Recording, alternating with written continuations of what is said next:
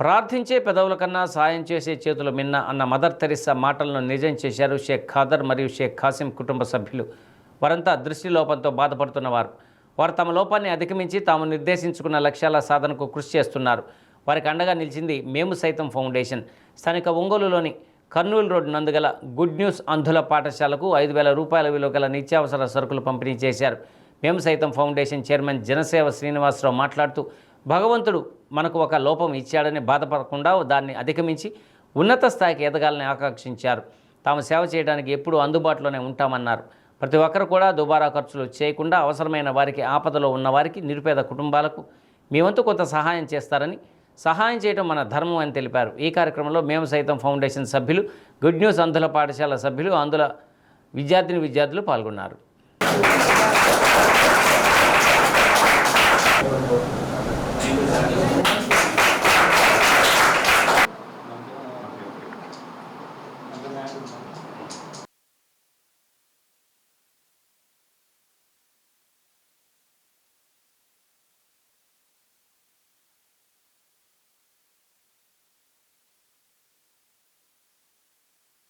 షేక్ ఖాదర్ మరియు కాసిం కుటుంబ సభ్యులు ఆర్థిక సహకారంతో స్థానిక ఒంగోలులోని గుడ్ న్యూస్ అంధుల పాఠశాల యందు మేము సైతం ఫౌండేషన్ వారి ఆధ్వర్యంలో 5,000 రూపాయల విలువ గల నిత్యావసర సరుకులు పంపిణీ చేయడం జరిగింది.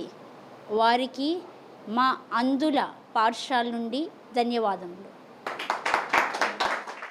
మేము సైతం ఫౌండేషన్ వారి ఆధ్వర్యంలో మా మిత్రులైనటువంటి షేక్ ఖాదర్ మరియు కాసిం కుటుంబ సభ్యుల వారి ఆర్థిక సహకారంతో గుడ్ న్యూస్ అంధుల పాఠశాల వారికి 5,000 రూపాయల విలువైనటువంటి బియ్యం, కందిపప్పు, మన ఉల్లిపాయలు, ఇట్లా నిత్యావసర సరుకులు అనేది ఈరోజు పంపిణీ చేయడం జరిగింది.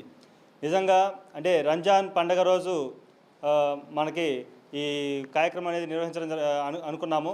కానీ వారికి టైం లేక ఈరోజు స్వయంగా ఖాదర్ గారు మరియు కాసిం గారు వారు స్వయంగా వచ్చి మీ అందరికి కూడా ఈ నిత్యావసర సరుకులు పంపిణీ చేయడం అనేది నిజంగా మేము సైతం ఫౌండేషన్ వారి తరపున ధన్యవాదాలు తెలుపుతూ, అలాగే మీరందరూ కూడా మంచిగా చదువుకోవాలి, అలాగే మీరు పాటలు పాడేవాళ్ళు కానీ, అలాగే మీరు ఏ రంగాన్ని ఎంచుకున్నారో ఆ రంగంలో కూడా ముందుకు వెళ్ళండి.